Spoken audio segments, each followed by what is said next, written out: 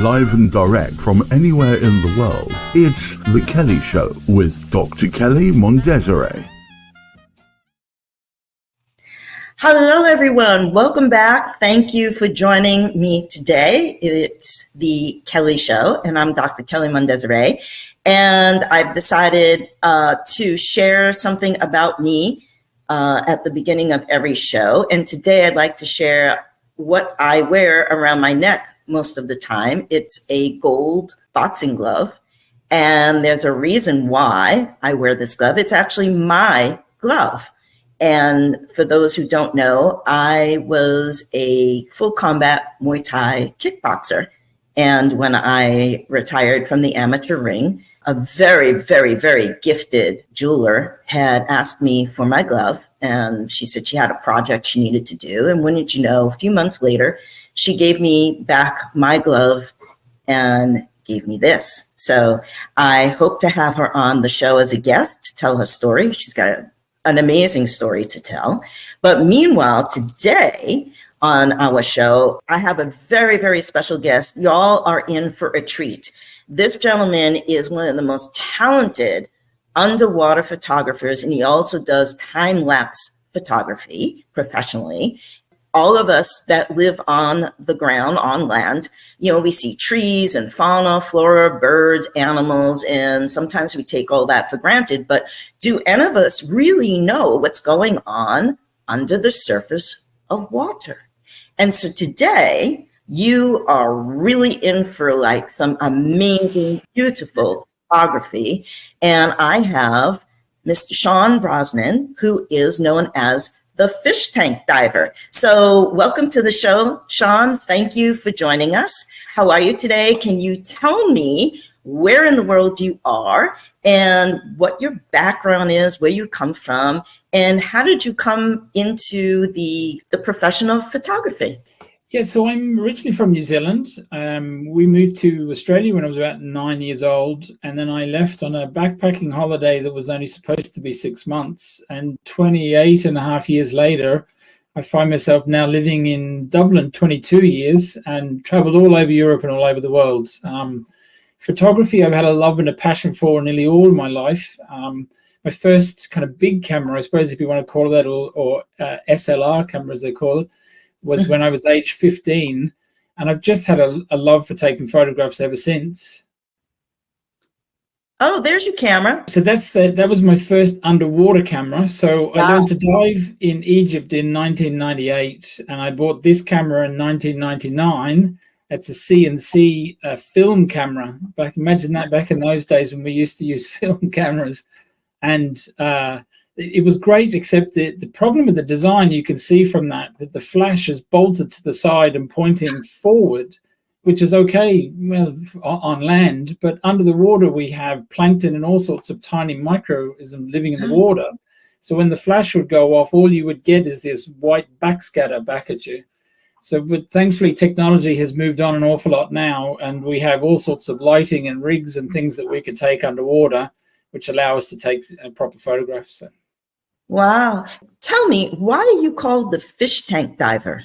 So I learned to dive in Egypt, and friends of mine from the UK came over at the same time. I did a course for the week, and then we did some diving together. And they like to do a lot of diving around the UK. So I did some diving with them around the UK and in the quarries and different places.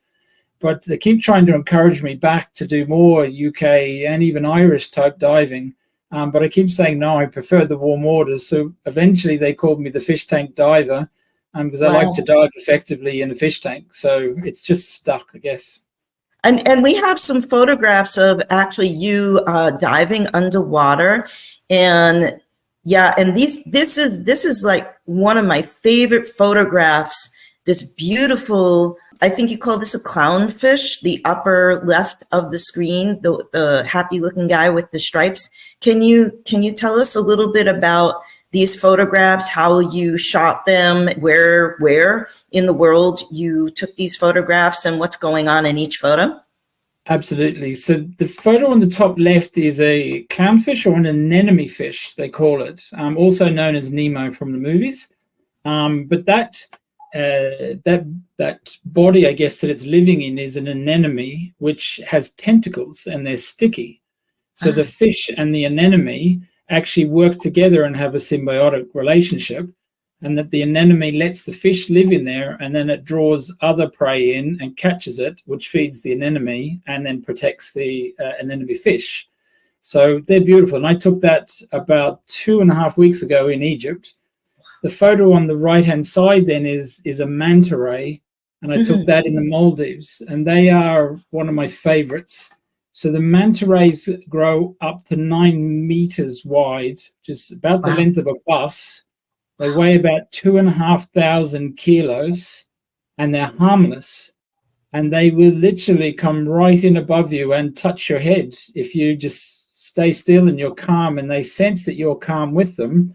They'll come in and they'll literally brush right across your head like a butterfly touching you. They're absolutely incredible. Are those eyeballs on either side of what it looks like? Maybe, I don't know, the head? Or? That's right. Yes. So you could see one eyeball, and there's a lobe. I can't remember the exact name now, but the front sort of like flippers, they're a particular lobe, and you could see on either side. So the gap between the eyes, where the mouth is typically between about 1 and 2 meters wide.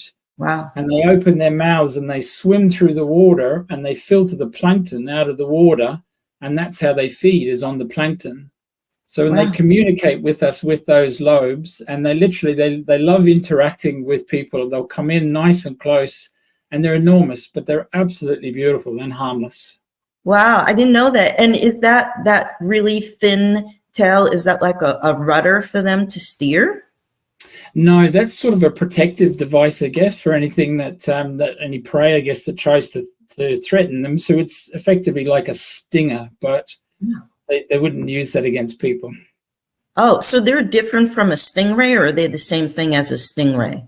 Similar family, but they're different. So a stingray tend to lay in the sand and cover themselves in the sand. And there's sometimes when you hear occasionally where people have not been attacked, that's the wrong word, but have come into difficulty with stingrays. Is usually the stingray is under the sand, somebody swims over them, and suddenly the stingray feels threatened, and so they stick their barb up. But the manta rays are all part of that ray family, but they don't use that as a stinger. They've got to constantly be swimming. They can't settle on the sand like a stingray does. So they're harmless. And so, Sean, speaking of camouflage, because this is really exciting, you have taken amazing photographs, because these animals, who are they? What are they doing? And where were these taken, please? Yes, absolutely. So these are scorpion fish, and they are animals as well. So they tend to live anywhere around the coral reefs, and they hide. So they camouflage themselves, and you'll see in the photo on the top left that it's changed its color to that sort of light white pinky color to blend into its surrounding. And in the bottom right hand side, you can see the full colors where it's actually blending more into the colors of the reef.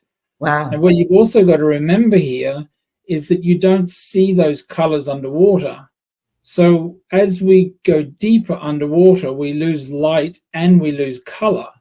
So if you look into the background of the photo on the right-hand side, you can see where we've lost color, and it's sort of that blue, sort of greeny hue. That's what you see until you put light on it, either through using a torch or a flash strobe that we would use underwater.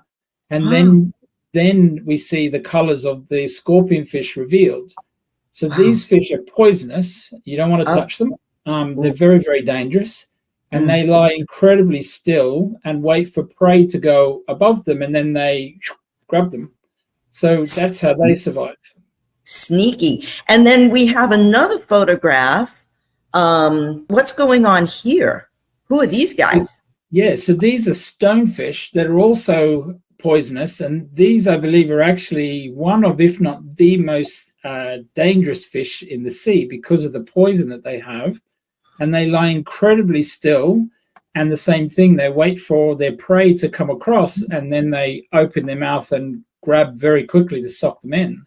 So, but they're masters of camouflage. So you see on the left in that sandy bottom, and that one actually is taken at about 7, maybe 8 meters underwater in Egypt. And the one on the right-hand side is taken on the side of a wreck that's about 30 meters underwater in the Maldives. Wow. And you can see they completely changed their color, and it's actually incredibly difficult to make out where the fish is. But it's just you see on the very right-hand side, you can see the coral, and then just to the left of that, you can see going up the frame, you can actually see the stonefish lying in wait for its prey to go across.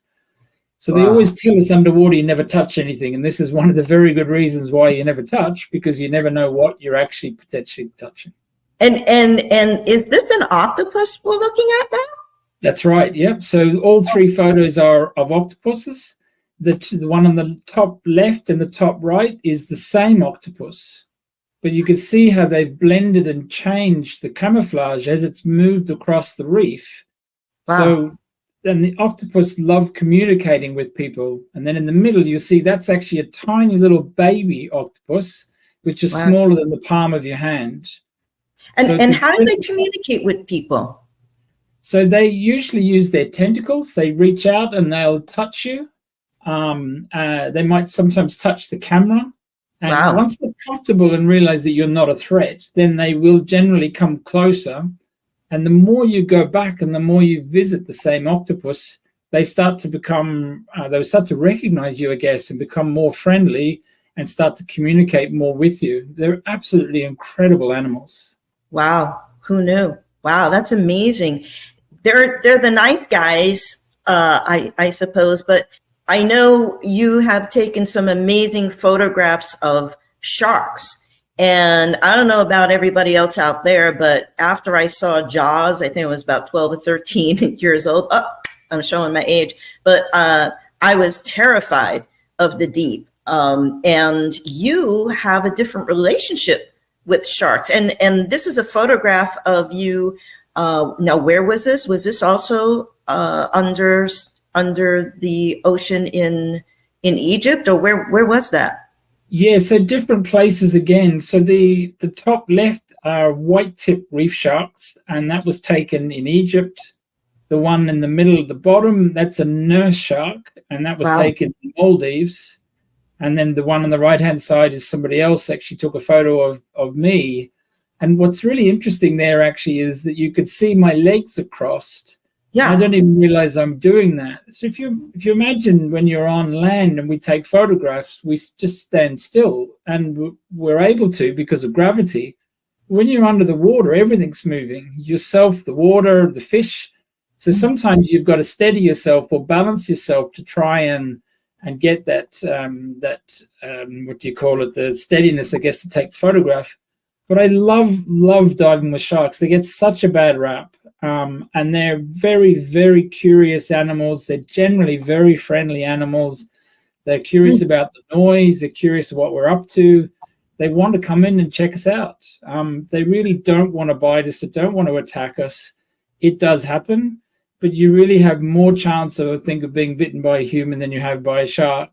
But like any animal, they also give you warning signals. And if they're having a bad day, or if they're in a feeding zone, or if they're mating or anything like that, they will give you signals. They use their fins to give you signals and warnings, and you tend to just go away. Then you back off and you leave them alone. But they're incredible animals. Wow, there's so much to learn. I think that's phenomenal that you're just down there and you're swimming with the sharks. And I don't know, has anybody ever called you the shark whisperer? No, not at all. But it's another world, Kelley. Honestly, it's when you drop into the water, there is nothing else in the world that actually completely disconnects me from the world, from technology, our mobile phones and everything that we do. The second that I drop into the water, everything is different. Our feelings, sounds, senses is completely different. How we communicate with each other. You can't talk underwater unless you use fancy gear, but generally you can't. So it just is a magical world, a little bit like imagining what it would be like going into space, I would say. Wow. And Sean, your work is just magnificent, absolutely magnificent. And talking about underwater, the environment, it's a different world. We have a photograph of live coral next to dead coral. And Sean, when we first spoke before, you agreed to come on to the show, which thank you so much. This is like amazing, just amazing. I asked you, what is the purpose of coral? And, I never thought of coral as being like the trees or the grass or the bushes or the flowers of the sea. So can you please explain what's going on in these two photos and why, when we hear and read about the coral reef dying and how devastating it is to the planet, that the coral is being bleached? Can you tell us what that means and what's going on in these two photos, please? Yeah, absolutely. It's really devastating in ways to see that photo on the left where it's all bleached white, the coral. Everything in the ocean has a purpose. Everything feeds off each other, and it's like a circular environment down there. And the coral plays a really, really important part in regulating the ocean and feeding other species under the ocean. Essentially, what's happening here is the water temperatures that are rising trick the coral into thinking that it's a different time and season. And what the coral tend to do is they release algae, which is part of that symbiotic relationship and ecosystem under the water. But because the rising temperature, it fools it, and it actually lets all of the algae go. And then that's what bleaches it and turns it white. So initially it's not dead, but it is dying. And if the temperatures don't reduce, well, then the coral will actually die. There is a chance that it can recover. But if you see on the photo on the right-hand side, the color that it should look, you'll see just the tips of it are white. And that's what we should really see, where a little bit of it is going white, but it actually has an opportunity to regenerate itself. Wow. And I'm just back from Egypt only 2 weeks ago, and the water temperatures where I was were between 32 and 34 degrees every day. And the highest recorded temperature was 37 degrees underwater. That's nuts. I'm not a biologist or anything, but my understanding is once you go over 30 degrees, that's centigrade. Once you go over 30, you're in real trouble. And this is what's happening. The difference between going to the same place a year ago and now, it's having a devastating effect. And then you have obviously the likes of commercial fishing, which is a real difficult challenge because we all like fish and we want to eat fish. There's a whole industry there. But, it's estimated that somewhere in the region of about 720,000 seabirds, about 300,000 marine mammals, which are dolphins, whales, 345,000 seals, sea lions, and about 250,000 turtles are being killed every year through large-scale fishing nets. And then even worse, when they break free or get jammed, they just cut them and let them loose into the ocean, and they then fall over the top of a coral reef, stop the light coming through, and then that causes even more devastation and kills the reef again. So we have some real challenges of our hands, I think, to try and figure out some solutions for. Wow. Well, thank you for educating me about that. All of this, I really didn't know anything about it until, we had talked a few weeks ago. Well, let me ask you, we talked about the Maldives and you talked about Egypt. Where else in the world have you dived? Where have you been? Yeah, so I've been very fortunate to travel to 70 countries around the world. I haven't dived in all of them just yet, but I have dived in New Zealand, several parts of Australia, Thailand, Egypt, obviously the Maldives, where else? Some parts of Europe. I've been to Gibraltar, Crete, Spain, Gozo. So I've been to quite a few, but there's so many more. I've been very, very fortunate. I've gone back to the Maldives 13 times. So I do what they call a liveaboard. So you live on a boat and you continuously dive for generally a week or 2 weeks. And I love the manta rays and the sharks and what the Maldives have to offer. But I need to move further afield and see some more. So what is your day job? How do you fund all these wonderful adventures? Yeah, so my day job is a commercial photographer. I wasn't always a photographer. I worked in operations and change management. And then about 14 years ago, I started a commercial photography business. Now I'm really focusing on time-lapse photography, as you mentioned, and especially now with AI-driven technology and everything that's built in. But my passion, I love underwater photography. And if I could find a way to turn that into my my full-time income, I'd be a very happy man. But for now, I enjoy the diving as holidays. And Sean, can you hold up the camera that you actually use underwater to take these magnificent pieces of art? I mean, look at that. It looks like the size of one of those old-fashioned disposable Kodak throwaway cameras, doesn't it?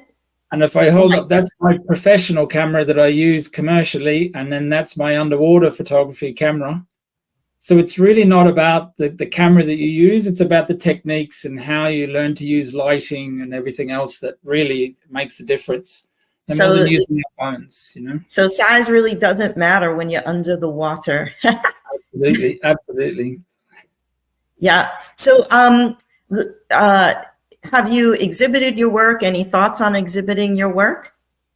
I'd love to put an exhibition together. I mean, I've been diving since 1998, and I've been taking photos underwater since 1999. And I probably have only been taking proper photos underwater for maybe the last 10 or 15 years. It takes a long time to learn, and certainly in the old days of film, underwater photography. But I would love to exhibit my work. I've only in the last 12 months, believe it or not, actually started to share my work. So, and no particular reason, I guess I just was so busy taking photos, I never got around to actually doing anything with them. So I've started sharing them on Instagram, and I'd like at some point potentially to write a book about the underwater world and display some of my work. And naturally having an exhibition would be pretty incredible to see. Well, I want to go to that exhibition. I want an autographed copy of the book, but we're a little tight on time now. Sean, the question of the day, if you could name a person, place, thing, or experience that you're grateful or thankful for, what would it be?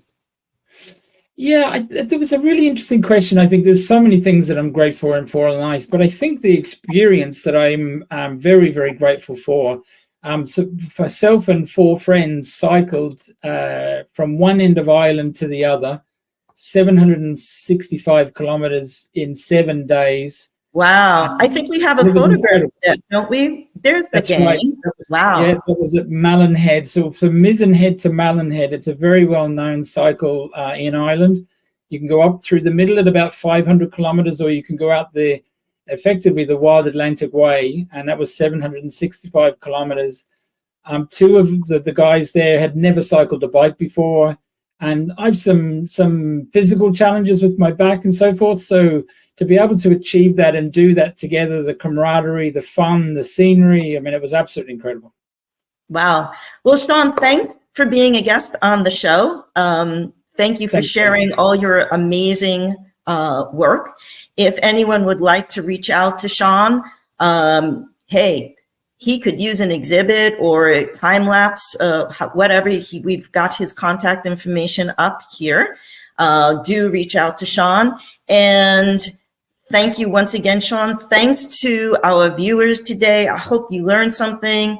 And if you would like to be on The Kelley Show as a future guest, do email us with your contact information, your name, where in the world you are, your email address, and what your story is in a few sentences, but more importantly, why you want to be on the show and share your story. So don't touch that dial. Next week, stay tuned. An amazing guest going to be on and share their amazing story. So for now, peace and love. Garrett, take it away.